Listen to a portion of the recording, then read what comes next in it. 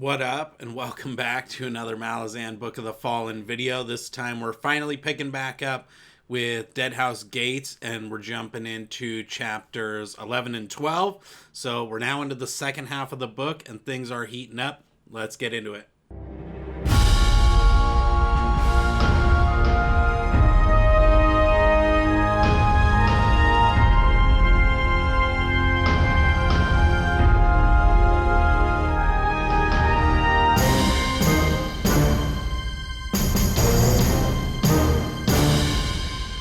As usual, we're going to cover the whole chapter stuff up front, and then I'll let you know and give you a little bit of time on when to get out so that we can talk about this spoilery stuff, the spoilery goodness of which is vast in this chapter. So we're still on the cruise of happiness with Felison, Culp, Hiboric, Stormy, Gessler, and Culp.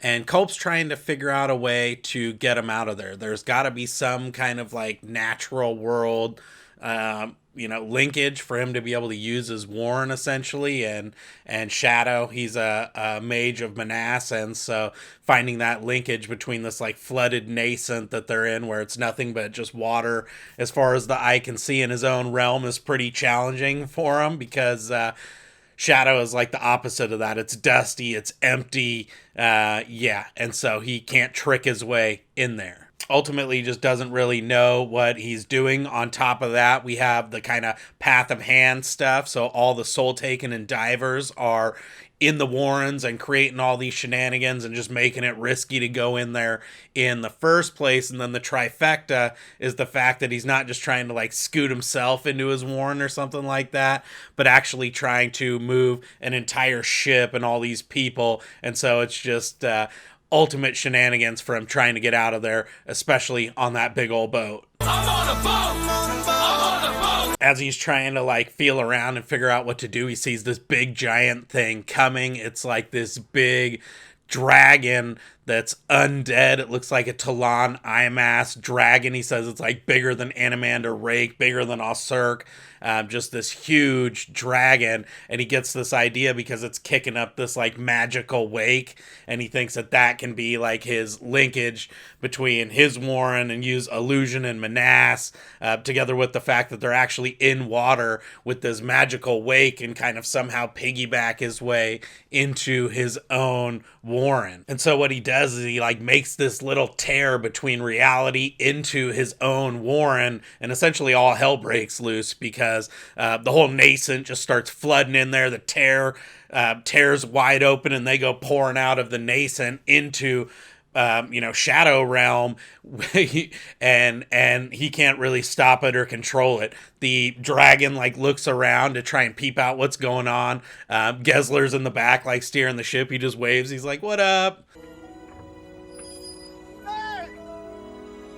And ultimately, Culp just starts calling on all these gods. He's like, Shadow Throne, whoever's listening, like, now's the time to step up, homies. And he uses his kind of like illusion magic that he was doing when he was helping the 7th Army train to kind of create those chaos conditions and try and like will the illusion that the tear is sealing, but he's basically just like failing. And so eventually this soul taken dragon like goes kind of like reluctantly like, God, all right, fine, I'll help you, and comes and like backstops Culp and, adds a bunch of power and basically helps him seal this wound. And then all these other gods like get in on it and start using Culp's body to like pump power in beyond his control and just totally jack him up. But they end up sealing this rent and ultimately saving the realm of Shadow. So he kind of got him to Manas, and he thinks from there it'll be pretty easy to get him back to the kind of mortal realm.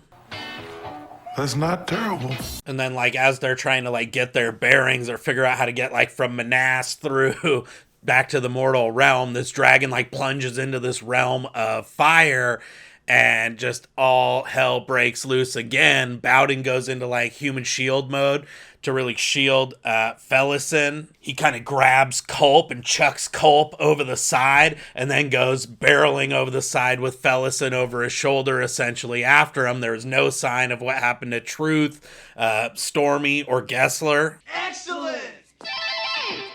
when they land, they clearly are like back in the real world, and Bowden is totally changed. She calls him, I think he looks all golden or something like that. She calls him gilded, and even though he's like kind of bald now and the fire took all of his hair, she remembers, or I remember her thinking about how he seems even like more badass somehow now after having survived that fire.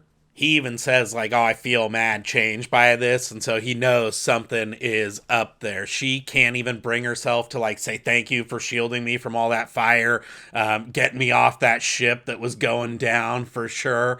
And I think she even comments how like ultimately it's like a punishment even to herself more so than it is to him, because he's not expecting her to come around, but she's just kind of walling her off from being able to have that companionship and go, oh my gosh, we've been through so much, thanks, or like even just have that humanity, just because again she's so traumatized. But then they go over the next hill and they bump into Culp and Heboric, and so they're able to kind of get the whole band back together again. And after they all link back up, even Bowden notices like Felison looks a little bit healed. All of her pock marks and stuff after having gone through that fire does seem to help, but he's like, you know what, you're still beat though, because like your attitude is terrible. They have this kind of moment where Culp's like, dude, what is the deal and why do you keep helping this chick, and kind of get to the bottom of the fact that ultimately Bowden is this bodyguard for Felison, and he kind of is able to connect the dots that's why he sits there and takes all this abuse and is constantly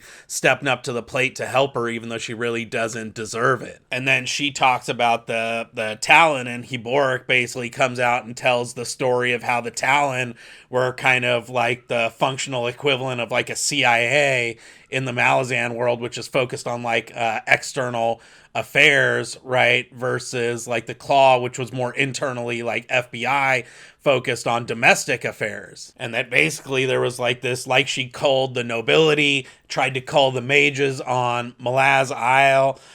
She also culled the Talons as well, and so functionally wiped them all out when she came to power. But there's a few like Bowden and a few others who are still out there and kind of underground. And so, we're already finding out basically that Felison essentially shot her own rescue plan in the foot because she was just so traumatized, so bitter, and therefore so kind of angry and mean to Bowden and Heboric that, she really made it hard for them to initiate the kind of overarching escape plan that Bowden kind of had going the whole time. And Bowden also drops like the major bombshell at this point that Lysine wasn't successful in assassinating Kalenved and Dancer. They actually have ascended to become Shadow Throne and Cotillion / the Rope.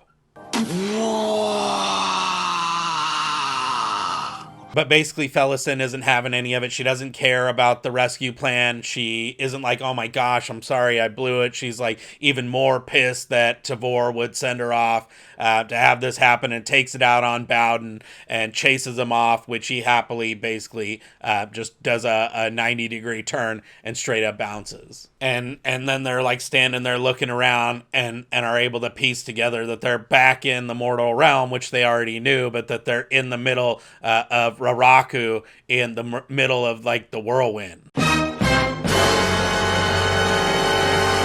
And then we go over to Fiddler and Mappo, which is like a really cool relationship that's building up, or I just love seeing Ikariam and Fiddler, Apsalar, Crocus all come together, because they needed rescuing out there for sure. But then we also see Fiddler and Mappo trying to talk out what's going on with Iskar Pust. And their kind of theory is that Shadow Throne or Shadow and Pus are all trying to get Apsalar to kind of try and ascend into becoming the next version of Shake, the Whirlwind Goddess. So because Lostara Yil and her Red Blades took her out when they were following Callum way back many chapters ago, now they're sitting there waiting for this new Shake, and their whole theory is that, again, Shadow is trying to manipulate Apsalar into that position, so then they kind of have a puppet in place kind of running this Seven Cities Rebellion. They also throw out there that like maybe Mappo and Ikariam are kind of like the insurance policy, because they sense that he's leading everybody towards Shake as well, everybody in terms of the Soul Taken and Divers, because this is really like a diversion to get him away from the real gate to the hold of Shadow down below, that he wants to kind of throw them all off the trail of, and that's the reason he's keeping Ikariam and Mappo around, is like if all else fails, he can kind of unleash Ikariam to do kind of like nuclear level damage to him. And so kind of even knowing that, they think, they're down for the cause and going to sign up. And so Ikariam and Mappo agree to escort Fiddler to kind of Tremorlor, which is where they're all trying to go, and also just to follow on with the Path of Hands. Of course, Crocus is all bitter about his plan and gets pissed off and tries to threaten Iskar Pust and stuff like that. And then Pust also drops the bombshell that Servant is actually Apsalar's dad, and that whole kind of life given for life taken and new arm and all that stuff is all because he is actually the fisherman from the very beginning of the prologue, when they unleashed the Hounds of Shadow, when Cotillion initially takes Sari's body and starts to try and go after Lysine. Are you kidding me? And so Pust sends Servant out because he knows that Apsalar will go after him, and that kind of sets this whole thing in motion, where they're all now off chasing Apsalar through the desert, along the Path of Hands, etc., to try to ultimately get to her before she can ascend into Shake's body. We also get to see Mappo's sack for the first time, where it's just like this endless sack, and he has like people and stuff and all this. How dope would it be to have a sack like that? But they also then acknowledge too that Apsalar / Sari is like really smart, but also forever changed by the experience of being possessed from Cotillion, and that maybe she's doing this whole like double bluff and using Pust and Shadow to try and get some help to ascend into Shake's role, and then use that as a way to really pursue grander plans, like maybe even take the whole empire back, or just call her own shot. So a lot of dynamics going on there, or just speculation ultimately about what's really going on, even amongst the characters. Wow. And we also see that Ikariam just straight up confronts Mappo on like what's up with his memories and why he isn't telling him. He's even like, look, I think you're at the root of like why I don't have any memories. I have a really bad feeling about this. And Mappo's like, yeah, well, once you get your memories back, then it looks like you'll probably have a decision to make. And Ikariam's like, yeah, bro, I probably will. That's not going to be good for anybody. Callum comes up on Corbolo Dom's handiwork, too, on the road to Erin, right? And we find all these dead Malazans that he turned on and double-crossed and killed, all up on crucifixes with their eyes totally gouged out. And Callum is just like super pissed. He wishes he could do something. He knows he can't, and is just kind of bitter. And you get to see a little bit of that human side of Callum. He also talks about how him and Quick Ben have somebody in mind to succeed Lysine on the throne, and doesn't really elaborate on who that is, but then he pulls out him and Quick's shaved knuckle in the hole and uses that to enter the Imperial Warren. We see Lostara Yill and Pearl jump in after him to follow him, and he's basically a Claw who's going after Callum as well, and so he kind of links up with her, and they pursue him into the Imperial Warren. And then we get this cutscene with the Aptorian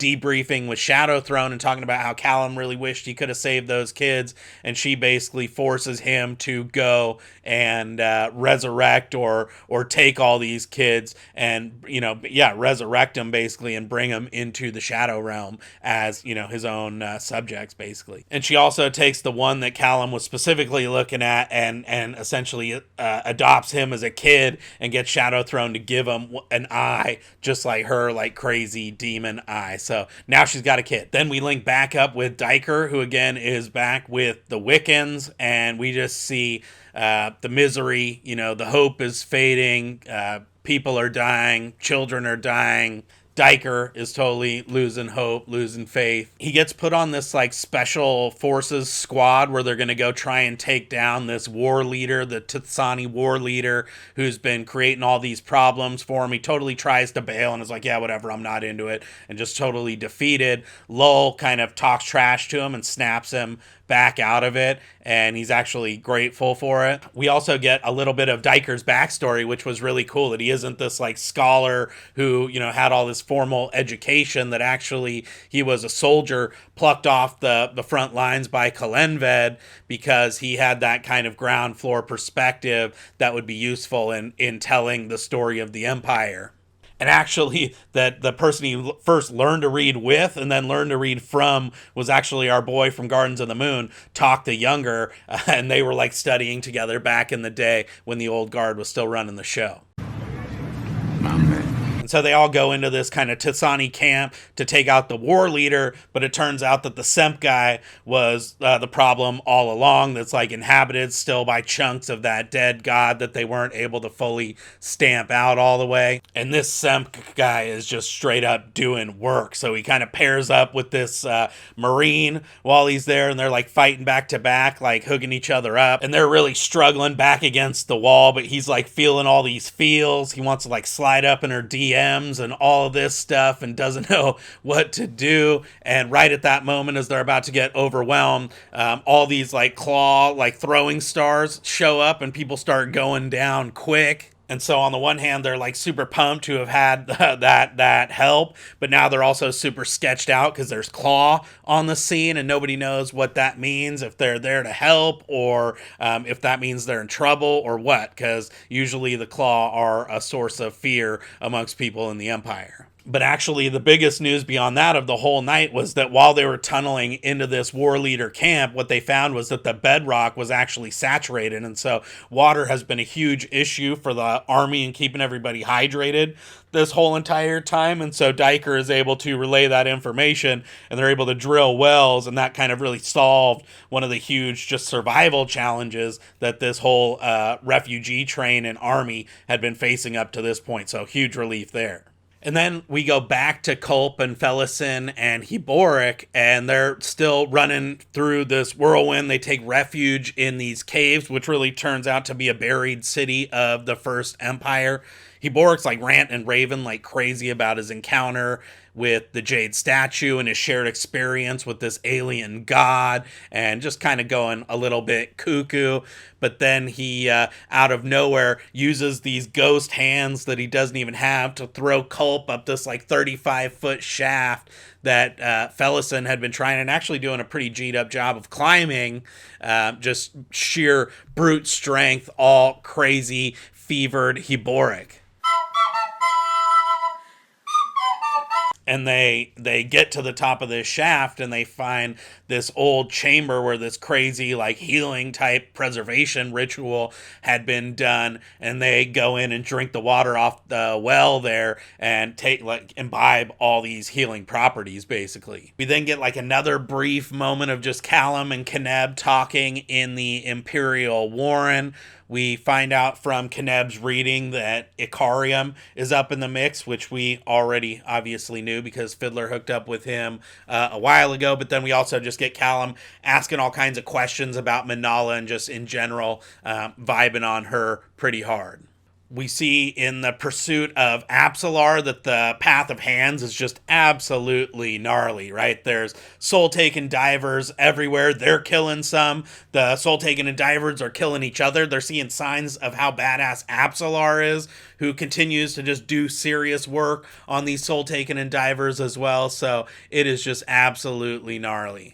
But really, he's starting to worry that, like, with all of her capabilities and the fact that she's taken down all these soul-taken and divers and stuff, that, like, she might actually go for the bait and try and become the next Sheikh reborn.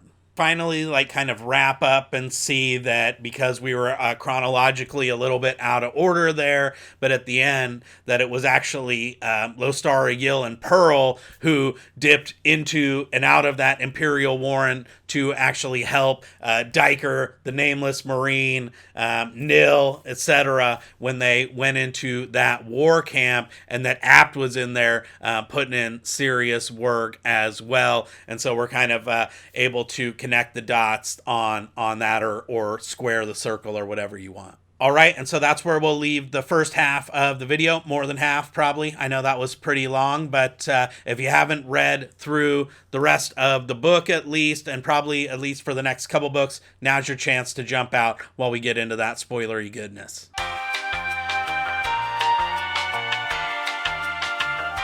So yeah, first thing is, what up with Pearl, right? That is a huge thing that I still am just only putting together now, but he obviously had like the tacit support, if not the overt support of Lysine to actually help the Wiccans, right? And so again, for all the bad rap that she gets, it's just that a lot of information, I think, wasn't getting back to Unta, to Malazan, what have you, and so she was just out of the loop, not leaving them to twist in the wind. And yeah, and just how much of that stuff with Pearl, right? Because, you know, again, Bolt and Coltane were sticking up for Lysine at the beginning of Deadhouse Gates. We see actually now that she, there's no way she couldn't have known that he was going to be aiding and abetting Coltane, and kind of giving him that backup. And so for me, again, this just shows that she had good intentions. She was kind of looking out, and I'm going to make a whole Lysine video coming up, but really that it was just more a function of being incompetent